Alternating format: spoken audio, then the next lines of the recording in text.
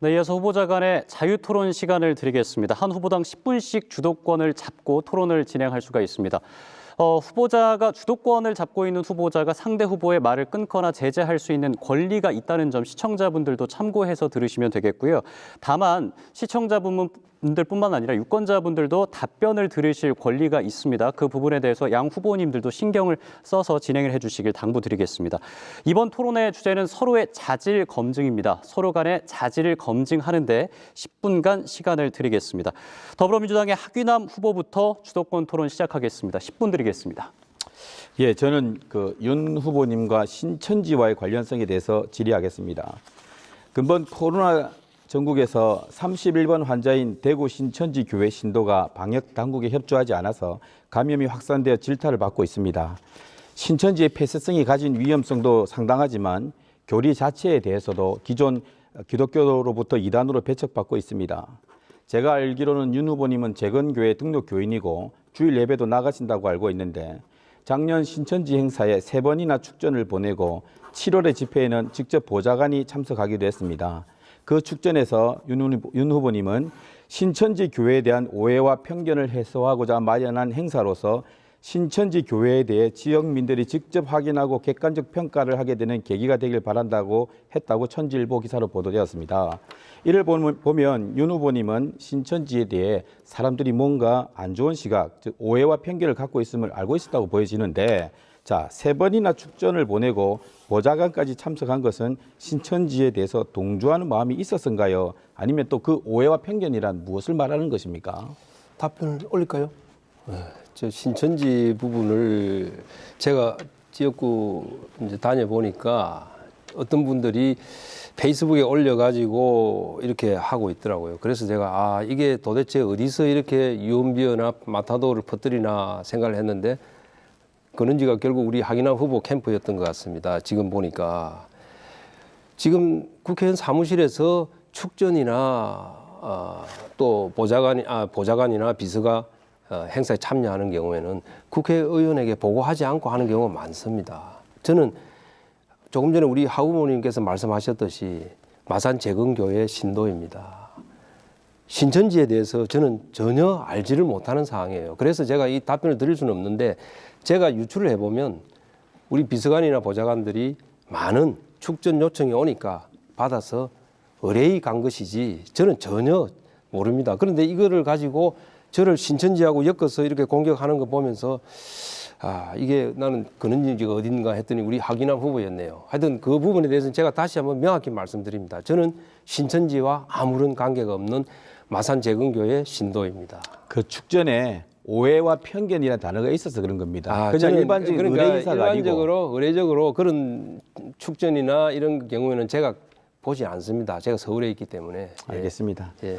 제가 다음 질문 가겠습니다. 윤 후보님의 공약 선정 과정에 좀 부도덕성을 질의하고자 합니다. 내서 3개 해원 도서관 분관 옆에는 경남개발공사 소유 땅이 25년째 방치되고 있습니다. 그래서 내서 작은 지역 도서관 협의회 또 내서 마을학교 등 지역 단체가 모여서 이 땅을 창원시가 매입해서 내서 복합 문화 도서관을 건립해 줄 것을 청원하면서 1월부터 3월 말까지 길거리에서 서명을 받았고 3개월간 5천 명의 서명을 받아서 창원시에 건의서를 제출했습니다. 창원시장님은 적극 검토하겠다고 했는데 근데 이제 이번에 공보를 보니까 그 내서 복합 문화 도서관 청원 사업이 복합센터 건립이라는 공약으로 기재되어 있었습니다. 그 공약이 주민들의 청원 사업을 말하는 것이라면 저는 좀 부적절하다고 생각합니다. 3개월 동안 주민들은 비가 오나 눈이 오나 거리에 가서 서명을 받고 청원서를 만들었는데 서명 기간 내내 현장에 한번 와보지도 않았고 또 그 청약의 주체 당사자들에게 양해를 구하거나 아니면 그냥 쿨하게 이거 내가 해보겠다 이런 공감을 한 적도 없는데 뜬금없이 마치 내가 다 한 것처럼 나중에 공지사 하려고 그런지는 모르겠는데 이렇게 공약을 제시하는 거는 그게 왜 그렇습니까? 제가 말씀 좀 드릴까요? 이게 내서복합 방금 말씀드린 스포츠타운 또 도서관도 짓고 뭐 한다는데 제가 이제 창원시의 자료를 받아보니까 이미 작년에 창원시에서 그 하겠다고 방침을 결정을 했었습니다. 예? 그런데 내서에 있는 우리 더불어민주당 시의원, 도의원께서 우리 하기남 후보하고 같이 거꾸로 서명을 받고 다니더라고요. 예? 이미 다 하겠다고 결정 나서 가고 있는 거를 진행하고 있는 거를 서명을 받고 다녀요. 그래서 제가 그걸 보면서 그 사업은 괜찮다. 예? 그런데 시에서 이미 하겠다고 결정하고 진행하고 있는 것을 뭐 하는 것처럼 해서 서명 받는 게 선거용 아니냐. 근데 그 부분을 먼저 사과를 해야 될 부분 같고요. 국회의원이라는 자리는 만약에 자치단체에서 어떤 좋은 사업을 하게 되면 국회의원이 먼저 주도를 안 했더라도 국비를 따줘야 됩니다. 예? 국비를 따줘야 되고 중앙부처에서 도와줄 일을 도와줘야 되거든요. 그렇다면 국회의원은 그런 사업도 좋은 사업이니까 내가 공약에 넣어서 내가 적극적으로 국비를 따주겠다. 그런 뜻으로 표시를 한 것이죠. 그래도 각주를 표시하듯이 출처는 좀 밝히거나 그 간절히 원하는 사람들에게 내가 해보겠다고 말하는 게 국회의원으로서 더 역할 아닌지 자, 그러니까 참 그게 아쉽습니다. 예. 그런 뜻으로 말한 것이고 이미 다 진행한 사업을 서명하면서 거꾸로 주민들을 속이고 하는 그런 건 하지 마세요 앞으로. 예. 저에게 훈계하시는 겁니다. 아니요. 그렇게 한 거를 가지고 나한테 이야기를 하니까 내가 거꾸로 이야기 드리는 거지. 그 윤 후보님의 지난 4년간 의정활동 불성실에 대해서 한번 질의하겠습니다. 참여연대 의정감시센터에서 공표한 20대 국회의원 본회의 출석률 조사 자료에 따르면 윤한홍 후보는 총 156회의 본회의에 295명 국회의원 중 본회의 출석률 하위 20% 정도인데 경쟁자였던 안홍준 전 의원도 이 비슷한 내용을 문자를 보낸 것을 제가 봤는데 이 자료가 맞다면 의정활동이 매우 불성실했다고 봅니다. 어떻게 보면 초선이면 1학년인데 1학년이 이렇게 출석을 잘 안 하는 것은 좀 문제가 있다. 왜 이렇게 국회 활동이 불성실했는지 그 이유를 밝혀주시고 국회의원을 4년제 비정규직으로 본다면 다시 재계약 평가를 해야 할 텐데 이게 사기업이면 재계약 불가 사유입니다. 국회의원의 가장 기본적인 책무 출석을 이렇게 하위 20% 정도에 들 정도로 소홀히 한 이유가 뭡니까? 제가 좀 설명을 좀 우리 주민들한테 유권자분들께 제가 설명을 좀 올리겠습니다. 제가 초선이지만은 사실은 뭐 활동 자체를 저는 재선 3선 이상으로 활동했다고 생각을 합니다. 2017년에 대선이 있었죠. 그때 대선 때 제가 우리 당의 대선 후보 비서실장을 맡았습니다. 초선으로서는 아주 이례적인 일입니다. 그 대선 후보 비서실장을 하면서 전국에 유세를 다니고 또 전국에 우리 당 홍보를 위해서 각 지구당을 다 다니면서 국회 의정활동을 좀 소홀히 할 수밖에 없었다. 2017년에. 또 거기에 2018년 지방선거가 있었습니다. 아시죠, 여러분들? 그 2018년 지방선거에 또 우리 당에서 저에게 요청을 했습니다. 경남도지사 출마를 좀 해다오. 그래서 제가 2017년 연말 정기국회부터 2018년 2월 임시국회까지 지역구에 와서 우리 경남을 제가 다니면서 선거운동을 좀 했습니다. 그렇지만 통상적으로 출석률을 가지고 국회 의정 활동 잘했다 못했다 하지 않습니다. 알겠습니다. 그 정도 답변은 제가 아니 한 가지만 더 말씀드리겠습니다. NGO라든지 각종 언론에서 국정감사 때마다 최우수 국회의원으로 평가를 받고 우리 지역의 창원교도소, 해성동 행정복합타운 어려운 문제 그동안 앞에 국회의원들 많이 있었지만 2분 못했던 남았습니다. 거 다 해결했잖아요. 제가 이제 마지막 가야 되니까 제가 1분 질문할 테니까 1분 답변 주십시오. 그렇습니다. 박근혜 전 대통령에 대한 탄핵에 대한 윤 후보님의 입장을 묻겠습니다. 모두가 다 알다시피 2017년 3월 10일은 헌정사상 처음으로 현직 대통령이 탄핵 인용으로 파면됐습니다.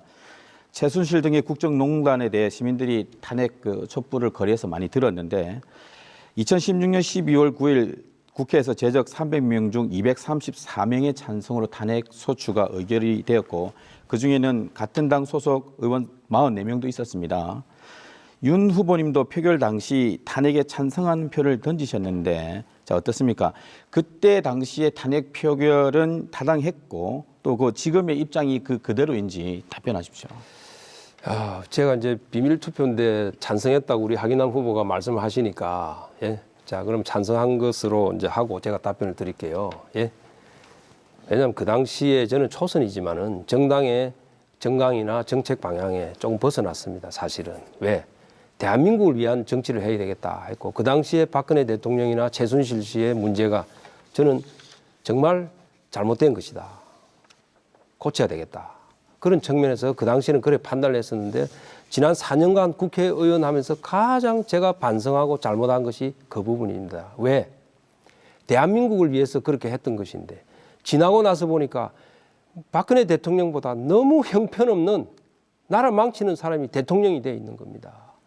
정말 뼈저리게 후회하고 반성합니다. 왜? 박근혜 대통령보다 더 잘하는 사람이 대통령이 되어서 나라를 살렸으면 했죠. 그러나 문재인 대통령을 보면서 왜 제가 4년간 국회 의정 활동하면서 정말 잘못한 것입니다. 정말 문재인 대통령 되게 만든 것 잘못한 거 사과합니다. 그런 측면에서 사과하는 것이지 그 당시는 저는 그것이 크게 잘못됐다고 생각합니다. 서로의 자질을 검증하고 있습니다. 이어서 미래통합당의 윤한홍 후보에게 주도권 10분 드리겠습니다. 시작하시죠. 예, 제가 이제 먼저 제가 방금 제 질문할 때 제가 이제 질문하고 답변 기회 드렸잖아요. 그래서 윤 후보님 자꾸 제 시간 이렇게 가는데? 예, 시간 다시 제 해주세요. 시간을 줄이겠습니다. 제 시간을 시간을 줄이겠으니까. 줄이는 게 아니라 시간을 그래서 충분히 얘기하시고 저도 충분히 답변할 수 있는 기회를 주십시오. 우리가 이렇게 서로 티격태격하는 모습 주민들 보기 별로 오지 않습니까? 시간 다 갔습니다. 예, 시간 다시 10분 주십시오. 20초부터 9분 40초 여기서부터 시작하시죠.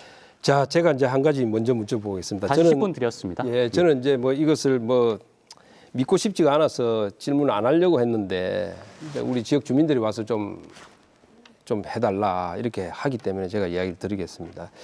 메트로시티 아파트 피해 보상과 관련한 밀실 협약에 대한 건입니다. 예.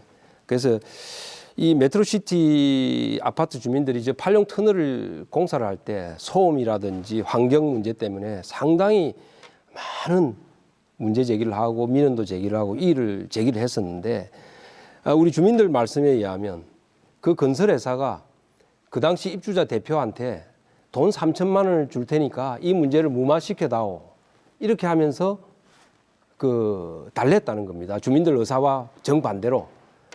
그런데 거기에 보면 우리 하기남 변호사가 끼어 있어요.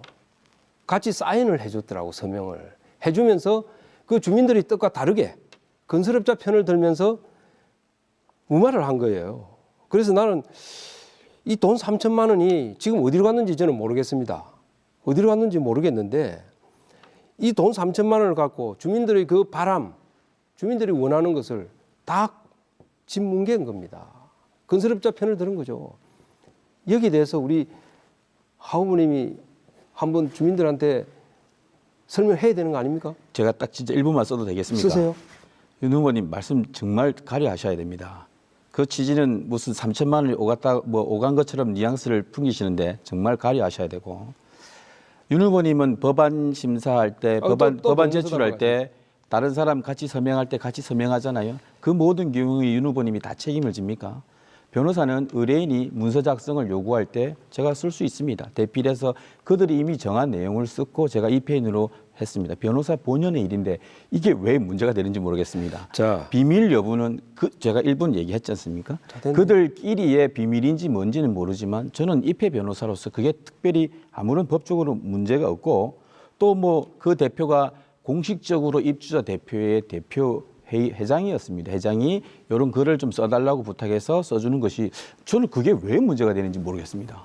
참 제가 무슨 돈을 받은 것도 아닌데. 제가 이 협약서를 하나 그래서 한번 가져와 봤습니다. 화면 한번 비춰봐 주시죠. 여기 보니까 후보님의 좀 안쪽으로 들어주시죠. 예, 이렇게 할까요? 어떻게 오른쪽에 하면 된다고 그랬는데 안 되네. 예? 안 시간이 비춰주네. 가고 있습니다. 예, 안 비춰주네요. 예. 화면에서. 여기 보면 이 3천만 원 받고 민원 제기하지 마라 하는 거예요. 그런데 거기 보면 하기남 변호사가 사인까지 했는데 비밀로 하기로 했다는 거예요. 그래서 이 부분은 제가 한번 질문을 던진 겁니다. 정말 그 부분 저 지금 예. 해명이 필요합니다. 자, 그들이 3천만 원 됐습니다. 받고 비밀로 아까 하는데 답변 다 그 하셨잖아요. 내용을 제가 대신 적어준 20초만 것뿐이지 예, 그들이 답변 받았는지 안 받았는지 자, 제가 알 수가 없지 그 않습니까? 다음에 한 가지 더 이제 제가 물어보겠습니다. 지난번에 뉴스를 보니까 로보랜드가 문제가 많다. 그래서 과거에 제가 부지사 시절에 계약을 잘못해서 그렇다. 이런 비판 기사를 제가 봤습니다. 그거 보면서 제가 참 안타까워서 그 시절에 앞에 하던 울트라 건설이 부도가 났습니다. 부도가 나서 할 업체가 없어서 공기업인 대우건설을 우리가 초빙을 했죠. 유치를 하고. 그리고 계약을 잘 맺었습니다. 만약에 그 당시에 잘못했다면 제가 책임을 져야 되는 일이죠. 그러나 대우건설이 그만두게 되면 우리 경남도가 800여억을 손해를 본다 하는 비판을 하면서 계약을 잘못했다고 저한테 비판하는 언론 뉴스를 제가 봤습니다. 예. 근데 그 이후에 좀 조용해졌어요. 왜? 아마 계약 내용을 다시 봤을 겁니다. 왜? 대우건설이 그만두고 나가게 되면 경남도에 1200 약 한 4, 50억 정도 다시 변상을 하도록 되어 있는 겁니다. 그래서 그 계약이 얼마나 잘 된 것인지는 지금 아마 평가 다시 되고 있을 겁니다. 그 정도로 일을 완벽하게 해놨었는데 로브랜드가 손님이었고 운영이 잘 안 되니까 이제 그 전임자에게 이제 책임을 또 묻기 위해서 언론 플레이를 시도를 했던 것 같아요. 그게 이제 문재인 정부의 특기 아닙니까? 잘못된 것은 전 정부. 질문해 주시기 바랍니다. 그런데 제가 묻고 싶은 게 있습니다. 로브랜드 운영을 하면서 많은 직원을 채용을 했어요. 예? 거기에 보니까 민주당 캠프에 있거나 민주당 당원들을 낙하산으로 많이 들어갔다고 제가 알고 있고요. 그 중에 한 사람이 우리 하기남 후보 수행을 하던 사람이 로브랜드의 본부장으로 들어가 있습니다. 그런 사람이 로브랜드 운영과 무슨 관계가 있으며 무슨 전문성이 있어서 로브랜드를 총괄적으로 지휘하는 본부장의 취업이 돼 있어요. 취업이 돼 있어요. 그 사람이 정치권에서 마산 정치권에서 20년간을 따라다닌 사람입니다. 나는 그런 분을 로브랜드 본부장으로 앉혀놓고 로브랜드가 망하지 않는다고 하는 게 이상한 겁니다. 한번 설명을 해주세요. 매우 개인적인 명예훼손이 될 수도 있는 내용이라 심히 유감의 뜻을 표하고요. 그리고 뭐 로블랜드가 우리 지역구의 일도 아니지만 또 이미 어떻게 보면은 컨텐츠 부족으로 지금 허덕이고 있는 것에 대해서 힘을 같이 보태지는 못할 망정 그렇게 이제 어떤 사람에 대해서 얘기를 하니 참 저는 안타깝습니다. 자. 우리가 이제 일을 하다 보면 또 어떤 기술이 필요할 때도 있고 정무가 필요할 때도 있는데 정무 관계자를 채용하는 것은 로블랜드나 경남도의 자체 판단에 의한 것이지 그 과정에 무슨 불법이 있거나 무슨 채용 비리가 있거나 부정청탁이 있었던 것도 아닌데 이런 식의 얘기로서는 저는 굉장히 유감의 뜻을 표합니다. 예, 4분 남았습니다. 예, 그래서 제가 그럽니다. 이 문재인 정부의 낙하산 인사들이 대한민국을 망치고 있다. 우리 경남도 마찬가지구나. 창원도 마찬가지구나. 정치판에서 20년을 따라다니는 사람을 로브랜드 본부장으로 앉혀놓고 로브랜드 운영이 제대로 되겠습니까? 거기에 대해서 정말 우리 지역 주민들에게 제대로 된 설명, 사과를 하지 않고 또 동문서답으로 넘어가고 있습니다. 저는 이 부분은 나중에 시장 도지사가 바뀌고 나면 반드시 규명이 되고 파헤쳐져야 될 문제라고 생각을 합니다. 그다음에 마지막으로 자질 문제를 한 가지 더 제가 질문을 드리고 답변 시간을 1분을 드리도록 그래 하겠습니다. 예. 하기남 변호사가 우리 마산 변호사라고 자랑을 많이 하지 않습니까? 그죠? 홍보물에도 마산 변호사. 제가 오랫동안 그죠? 변호사 없을 때 변호사 마산에서 그런데 했으니까요. 이제 이 자리에서 참 그 부분을 이야기를 해야 되는데 창원시 돈 예산을 횡령을 한 병원 또 병원 운영자를 변호를 했습니다. 저는 그 변호 가능하다고 봅니다. 왜? 변호사니까. 아까 말씀하셨지 않습니까? 그죠? 근데 우리 하기남 변호사는 창원시 고문 변호사였습니다. 창원시 고문 변호사는 창원 시민의 이익을 대변하고 창원시의 이익을 대변하고 창원시가 어려울 때 도와주는 게 창원시 고문 변호사입니다. 그런데 어떻게 창원시 예산을 횡령한 병원 그 운영자를 창원시 고문 변호사로 있으면서 변호를 맡았다.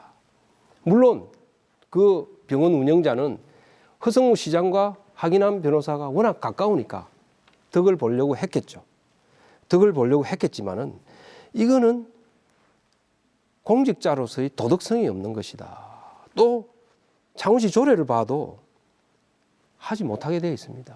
어떻게 창원시 주민을 위하고 시민을 위하고 창원시를 대변하는 창원시 고문 변호사께서 창원시 예산을 횡령한 병원과 운영자를 변호할 수 있겠느냐. 주민들께서 하시는 말씀은 정말 얼마나 변호사 비용을 받았길래 그렇게 했겠느냐 이런 말씀을 하시지만은 저는 그 도덕성에 대해서 시민들한테 한번 사과를 해주세요. 1분은 드리겠습니다. 나머지 30초는 저를 주세요. 예.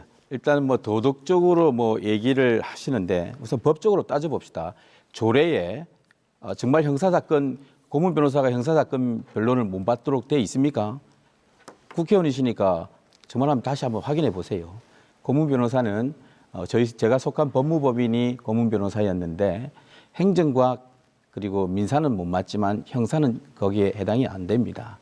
어려움에 처한 저희 선배님이 하 변호사 너밖에는 없다. 내 좀 도와줘라고 이렇게 인정으로 호소하는데 시장님과 제가 가깝기 때문에 참 약간 고민을 했지만 그래도 이 어려움에 처한 분의 인정을 제가 거절할 수 없어서 변론을 맡았습니다. 그것이 무슨 문제가 됩니까? 만약에 변호사가 피고인을 변호했다고 변호사도 피고인이 되거나 죄인이 되면 그럼 누가 변론합니까? 죄가 있는 사람이 변론을 받는 거죠. 그리고 그렇지만 그 역시도 마찬가지로 정치적으로 뭐 시장님에게 부담이 될까 봐 저는 뭐 시장직 고문 변호사직도 제가 사퇴를 했습니다. 이런 부분이 어떤 법적인 문제도 자, 없지만 도덕적으로 어떤 문제가 있는 것도 아닙니다. 예, 1분 지났죠? 예. 그래서 제가 그럽니다. 정말 참 뻔뻔하기는 문재인 대통령이나 더불어민주당이 똑같구나 싶고 조국스럽다는 말씀 아시죠? 예?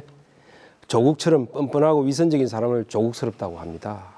문재인 대통령이 조국에게 미안하다고 했고 빚졌다고 했습니다. 공정과 정의가 없습니다. 정말 국정을 맡을 수 있을지 걱정입니다.